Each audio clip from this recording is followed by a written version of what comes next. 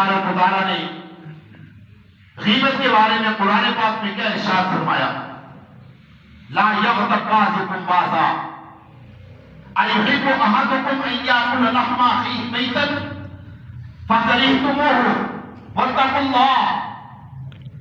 اللہ فرماتے ہیں کہ تم میں سے کوئی ایک دوسرے کی غیبت نہ کرے۔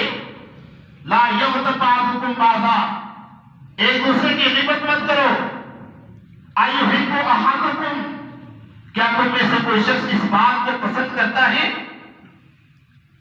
کیا تم میں سے کوئی شخص اس بات کو پسند کرتا ہے کہ اس کا سگا بھائی، اس کا ماں جایا بھائی، اس کا حقیقی بھائی، اس کا خونی بھائی اس کی آنکھوں کے سامنے مر جائے اور اس سے کہا جائے کہ یہ چھری لو اور اس کے جسم سے گوشت کاٹ کر کھاؤ؟ کیا اس بات کو تم لوگ پسند کرتے ہو؟ یہ میں قرآن مجید کی آیت کا ترجمہ کر رہا ہوں۔ یہ اللہ تبارک و تعالیٰ ہمیں مخاطب کر رہی ہے، ہم سب اس کے اندر شامل ہیں کہ کیا تم میں سے کوئی شخص اس بات کو پسند کرتا ہے کہ اس کا سگا بھائی اس کے سامنے مرے اور اس سے کہا جائے کہ یہ چھری لو اور اس کے جسم کے گوشت کاٹ کر کھاؤ؟ ان یاکل لحم اخیہ میتا، اللہ فرماتے ہیں کہ وہ مر بھی گیا پھر اس کا گوشت کاٹ کر کھانے کا حکم دیا۔ آگے فرمایا فکرہتموہ، تم اس کو کبھی پسند نہیں کرو گے، تم ہمیشہ اس کو ناپسند کرو گے۔ جب تم ایک مردہ بھائی کا گوشت کھانے کو پسند نہیں کرتے تو پھر زندہ بھائی کا گوشت کاٹ کر کیوں کھاتے ہو؟ دو عورتیں اللہ کے پیارے پیغمبر کی خدمت میں لائی گئی۔ آپ علیہ الصلوۃ والسلام سے کہا یا رسول اللہ، ان عورتوں نے روزہ رکھا ہے اور روزہ رکھنے کی وجہ سے یہ بے ہوش ہو گئی ہے۔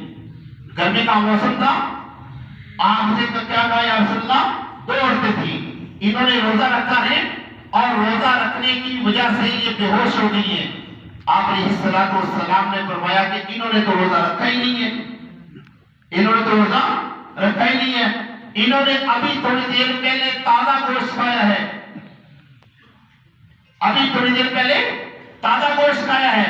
صحابہ بڑے پریشان ہوئے، انہوں نے کہا یا رسول اللہ، انہوں نے تو صبح سے ہمارے ساتھ روزہ رکھے ہیں۔ آپ نے فرمایا نہیں یقین تو پانی لے کے آؤ۔ آپ نے پانی منگوایا، ان عورتوں سے کہا کہ پانی پیو، انہوں نے پانی پیا اور پیو اور پیا، پھر فرمایا اور پیو اور پیا۔ جب ان کا پیٹ بھر گیا تو ان کو الٹی آئی، جب الٹی آئی تو دونوں عورتوں کے منہ میں سے تازہ گوشت کی بوٹیاں نکلی، تازہ، جیسے ابھی تھوڑی دیر پہلے گوشت کھایا ہو۔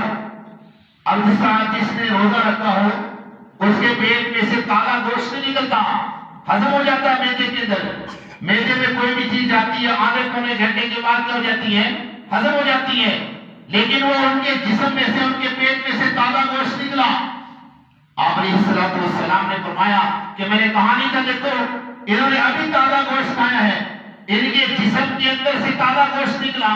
صحابہ عرض کرنے لگے یا رسول اللہ، انہوں نے تو ہمارے ساتھ روزہ رکھا تھا۔